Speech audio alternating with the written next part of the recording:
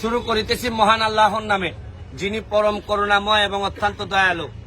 যে মরা নদী, খোয়াই নদীকে জীবিত করার জন্য কষ্ট করে যাচ্ছি প্রায় 100-র উপরে, 100 দিনের উপরে হয়ে গেছে। আমি যে বলতাম যে ঘাম কখনো প্রতারণা করে না, ঘাম দিয়ে যারা গোসল করে তারা ইতিহাস বদলায়। আমি আমার এলাকার ইতিহাস বদলানোর জন্য যা যা করা লাগে করতেছি। আমাদের এই 100তম দিন পার হয়ে আমাদের এই খুদায়ের কাজ চলতেছে, ময়লা পরিষ্কারের কাজ চলতেছে। আজকে আরেকটা সুখবর আপনাদেরকে দিতে চাই। আমার জন্য এটা অনেক বড় সুখবর, আমার এলাকার মানুষের জন্য সুখবর। আমাদের এলজিডি থেকে প্রজেক্ট ডিরেক্টর তিনি আসছেন এটা দেখতে, ডিজাইনার সহ নিয়ে আসছেন যে এইটারে কি করা যায়।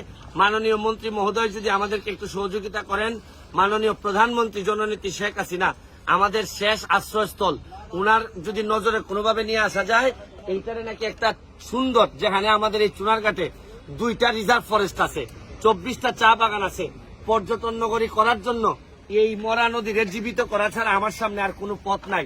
ভবিষ্যৎ প্রজন্মরে কিছু একটা দিয়ে যাওয়ার জন্য এই মরা নদীকে জীবিত করা ছাড়া এমপি হিসাবে এর চেয়ে বড় কাজ আমার হইতে পারে না।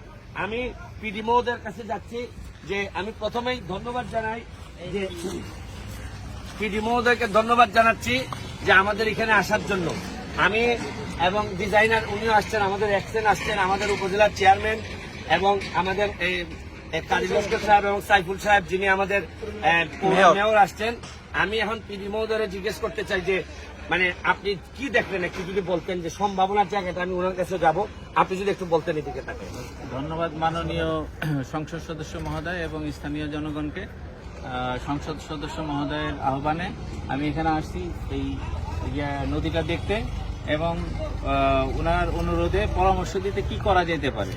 এখন এখানে শুনলাম যে আমাদের এলজিডি থেকে একটা প্রজেক্ট অলরেডি এখানে আছে, তার সাথে সমন্বয় করে সংশ্লিষ্ট প্রকল্প পরিচালক মহোদয়ের সাথে কথা বলবো, তার সাথে সমন্বয় করে আরও কিছু করা যায় কিনা। আমার সাথে স্থপতি আছে, প্লাস তার প্রজেক্টের স্থপিত আছে, সমন্বয় করে আর কি করা যায় সেটা আমরা আলাপ করে মাননীয় সংসদ সদস্য মহোদয়কে অবহিত করব। থ্যাংক ইউ, আমি ধন্যবাদ জানাচ্ছি। এখন আমাদের ডিজাইনার যিনি আর্কিটেক্ট, আপনি মানে শুধু আপনার জায়গা থেকে না, আমার স্বপ্নের জায়গা থেকে, যে এই জায়গাটা যেহেতু জানেন 2টা রিজার্ভ ফরেস্ট আছে এখানে, আপনার এই যে ওই ভিতরের জায়গা থেকে একটু যদি বলতেন যে কি ধরনের জিনিস সম্ভব এই জায়গায় করা।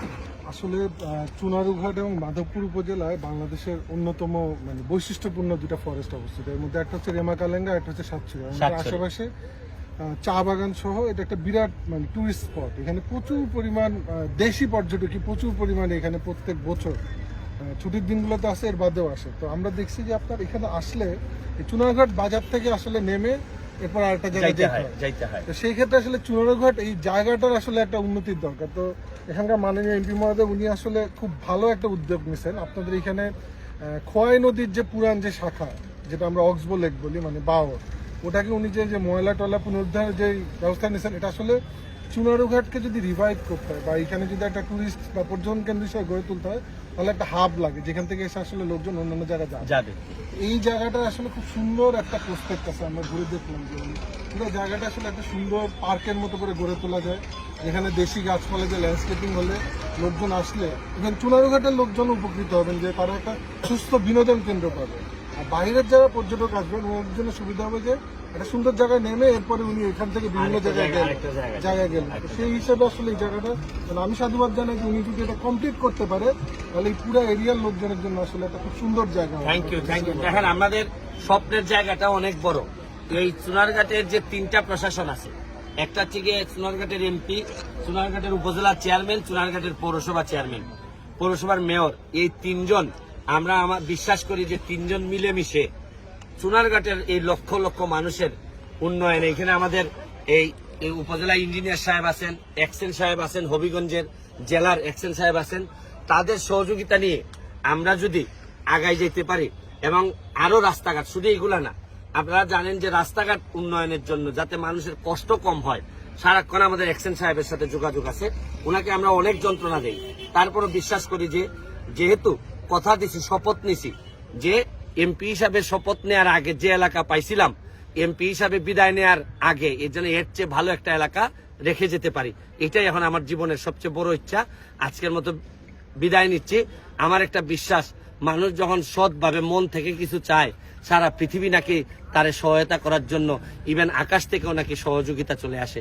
আমার একটা বিশ্বাস, এই আওয়াজ কোনো না কোনোভাবে জননেত্রী শেখ হাসিনার কাছে পৌঁছাবে, মন্ত্রীদের কাছে পৌঁছাবে। আমরা যদি ভিতর থেকে কিছু চাই, আমার একটা বিশ্বাস আপনারা সবাই আমাদেরকে সহযোগিতা করবেন।